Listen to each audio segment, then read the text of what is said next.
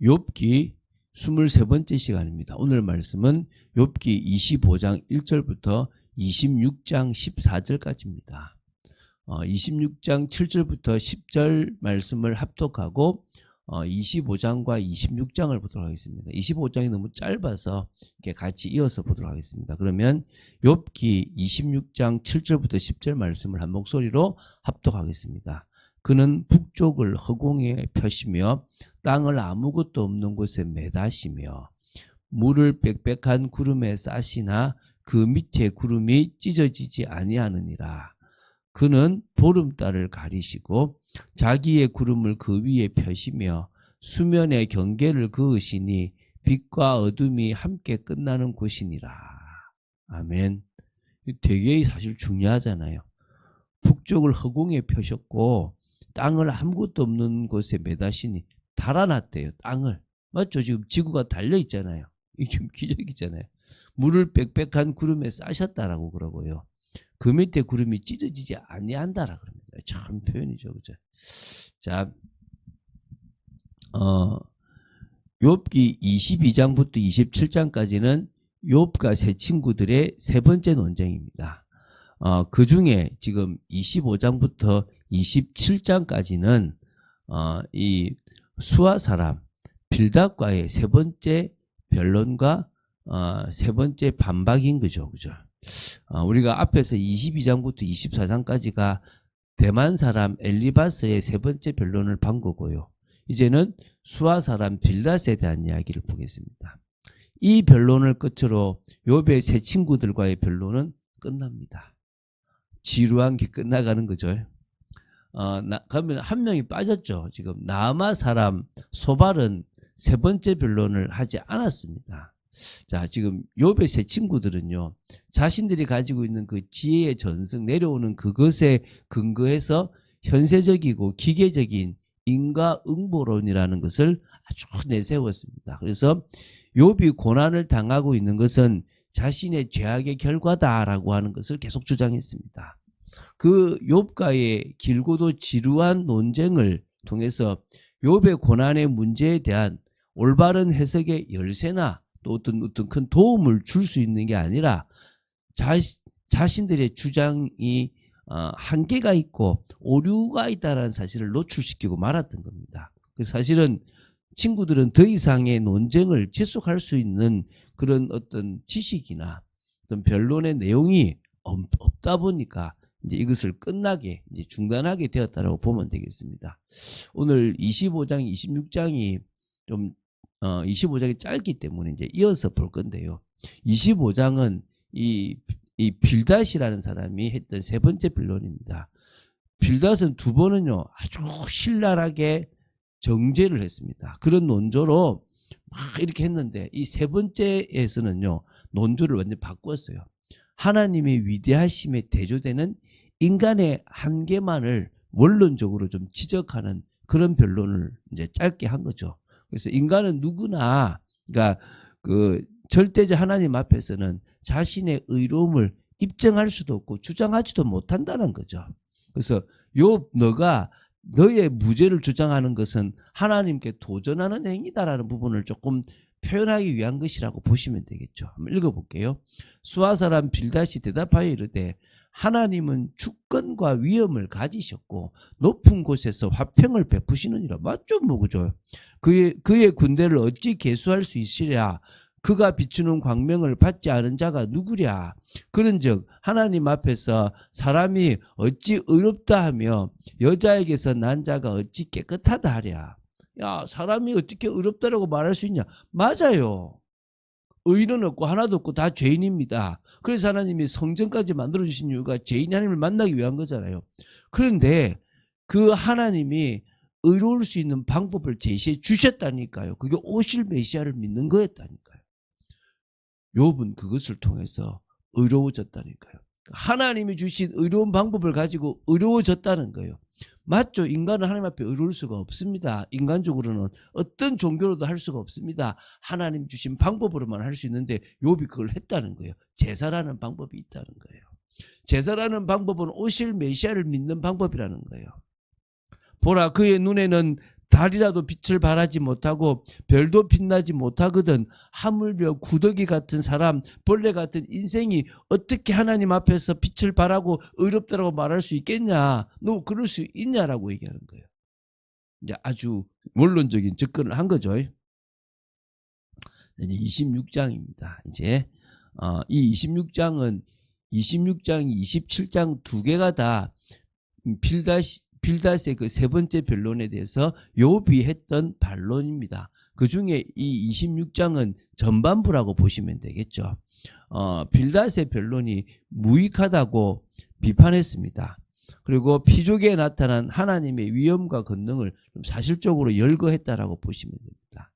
자, 빌닷은요, 인간이 하나님 앞에서 자기의 의를 입증할 수 없다는 것을 강조하기 위해서 위대한 하나님에 대한 인간의 인지 능력의 한계를 지금 말했습니다. 그래서 욥이 먼저 빌닷이 마치 욥 자신보다 하나님에 대해 잘 알고 있는 듯이 말하고 있기 때문에 사실은 욥이 더 하나님의 오묘한 그 지혜의 그 일부분도 모르고 있다는 사실을 지금 강조하고 있고요. 오히려 하나님의 신비한 기퉁이도 드러내지 못하고 있기 때문에 지금 네가 말하는 것은 오히려 더 혼란만 가중하고 있다, 고통만 주고 있다는 사실을 지금 말한 겁니다.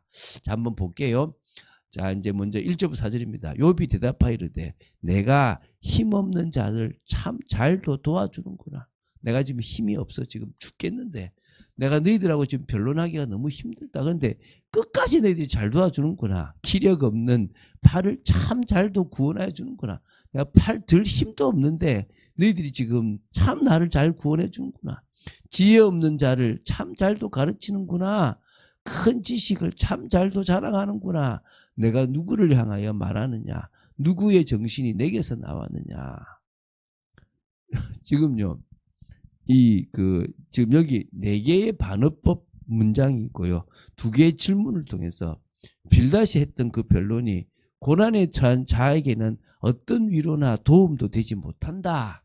또 지혜와 지식도 부족하다. 상황에 적절한 말을 하지 못한다. 그리고 신적 권위를 갖는 가르침도 아니다라는 것을 지금 이야기합니다. 너 지금 얼마나 어리석은 줄인지 아나? 말하려면 제대로 말하고 보려면 제대로 보고 그걸 가지고 이야기를 하려면 제대로 해라.